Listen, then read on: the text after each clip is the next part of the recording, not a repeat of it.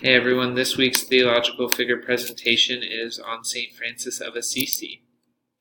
He was born in 1181 or 1182, depending on who you read, but most of my research said 1182. He belonged to the Italian merchant class, which meant that his father was very wealthy because he sold textile, and in those days those who sold textile were the richest of the merchant class.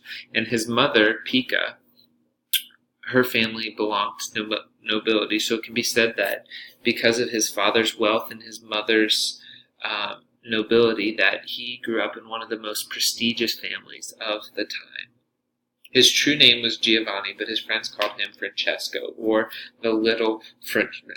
Now, they called him this as a joke, as many kids do in the schoolyard, because of his love for the French language. He was captivated by the beauty within it, and he committed to writing many poems in that language, and he just really loved the French language and all that it had to offer. Now, even though he was made fun of for his love of the French language, he was seen as a celebrity amongst his peers. First, because he dressed like one.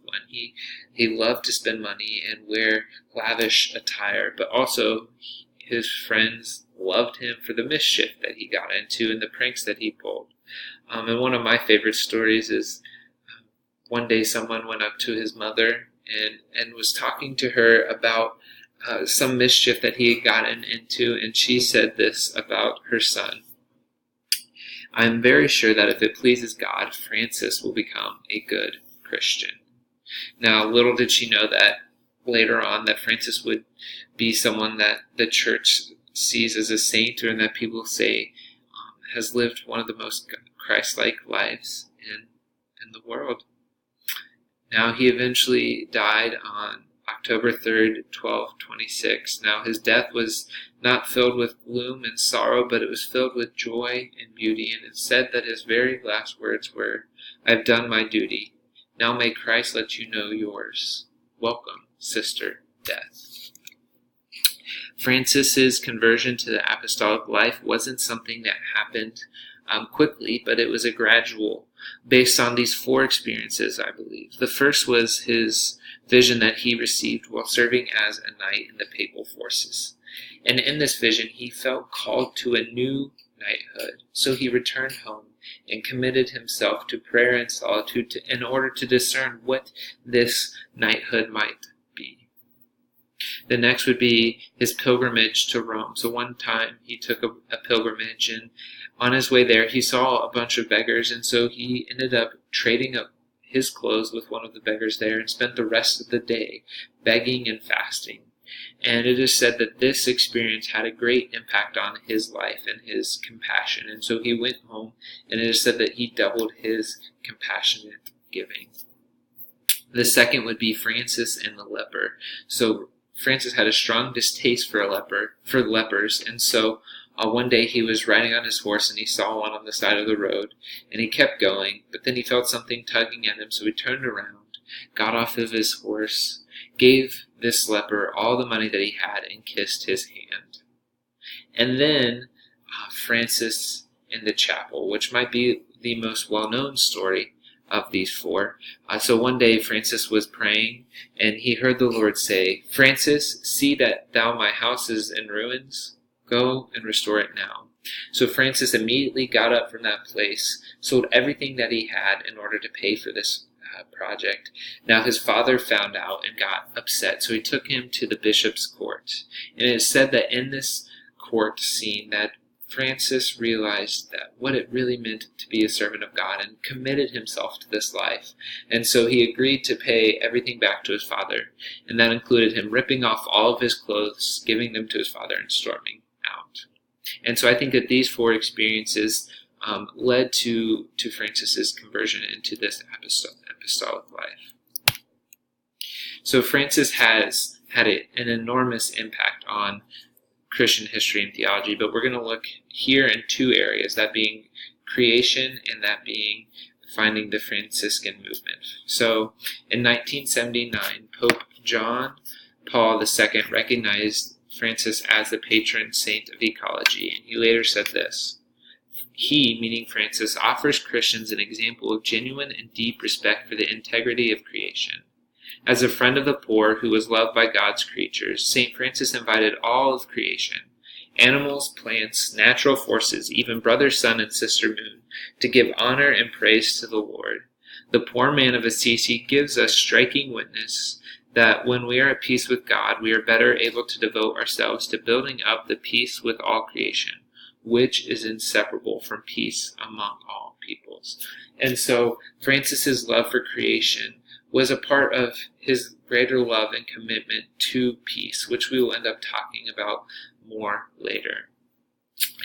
But this love for creation wasn't abstract. He didn't love creation just because of the idea of creation, but he loved each individual creature that he came across. His love wasn't contained only to God or humankind, but spilled over to creation. He constantly offered prayers of thanksgiving for creation. He preached sermons to animals and insisted that all members of creation were humankind's siblings. Therefore, he sought to see the sacredness in all of creation. Now, the canticle which he wrote about, and I wish we could go through it, speaks to Francis's eschatological understanding of the new creation, where all members of creation will be reconciled with God and one another. He saw that the eschatology, God's plan for redemption, wasn't just meant for humankind, but it was cosmic in scope. One author describes it as, quote, "The canticle signifies that the whole creation is a cosmic incarnation. Earth, air, water, sun, moon, stars, all are related to brother sun, who is the splendor and radiance of the Most High." And so Francis really saw this connectiveness of creation, and that he had this hope that all of creation will be redeemed. Now, my favorite line, we will have time for that, from the canticle is this: "Praise the Lord for our Mother Earth, who sustains us and keeps us, and brings forth the grass and all of the fruits and flowers of many colors." So there's this relationship between earth and humankind. We are to take care of the earth, and the earth takes care of us. There's this symbiotic relationship. Next would be the Franciscan movement that he found. So he found this movement of the Franciscans in 1209 when he went to go talk to Pope Innocent III, which is a great story. You should look it up. And he found the Franciscans after the Pope initially declined his request to find this religious movement. Now his movement is found up of three orders, the first being the First Order, which is made up of priests and brothers who have committed themselves to a life of prayer, preaching, and penance. It is divided up to three autonomous branches. The second would be the Women's Order of St. Clare, which is made up of nuns who belong to the Order of St. Clare, and they are known as the Poor Clares. And the third would be the Lay Order, which is brothers and sisters and men and women who are committed to living out the life and the spirit of Francis. And so Francis at first was cautious of creating this religious order because he didn't want it to be a way to see and receive power. He was worried that the success of this order might be its downfall. He didn't want his followers to lose their humility, thus lose the essence of the order. But I think that he saw this as the way to renew the church and to interact with empire, which we're getting into in our next section, and subvert the empire. So I wonder, though, because the Franciscans ended up being the largest religious order in the Catholic Church, could they become in themselves the empire? You see, they have given the church 6 popes. They are the largest empire, or they are the largest religious order in the Catholic Church. And so I wonder if in Francis's finding of a movement that was countercultural to the empire of that day, and that has given so much love and theology and leadership to the church, I wonder if he also has created an empire. That is not something that I've come to that conclusion. It's just a question and thought I've had, and maybe we can dialogue about that in the next week. So let us talk about Francis and empire. One of the ways that Francis interacted with the empire was by adopting a peaceful mindset. As many of us know, the Middle Ages were filled with many brutal attacks, military vengeance, violence, and wars. We saw attacks from the Huns, we saw the Crusades, we saw the Vikings. Therefore, a mindset of war permeated the era. However, Francis adopted a mindset of nonviolence. He wrote this in his first rule of the Third Order pertaining to nonviolence. All should refrain from taking up lethal weapons or bearing them against anyone. Therefore, peace for Francis was something that he not only preached, but he practiced in himself. He thought peace was heavenly, and that if people and if individuals and communities adopted this peace, there would be social ramifications, and that heaven and God's kingdom would break into the world. He embodied this when he went to go see the Sultan.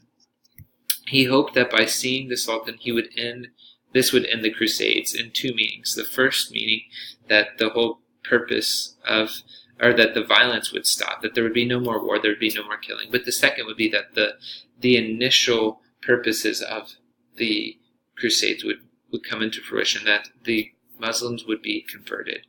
Therefore, he took on the mindset that it was better to convert than kill the Muslims.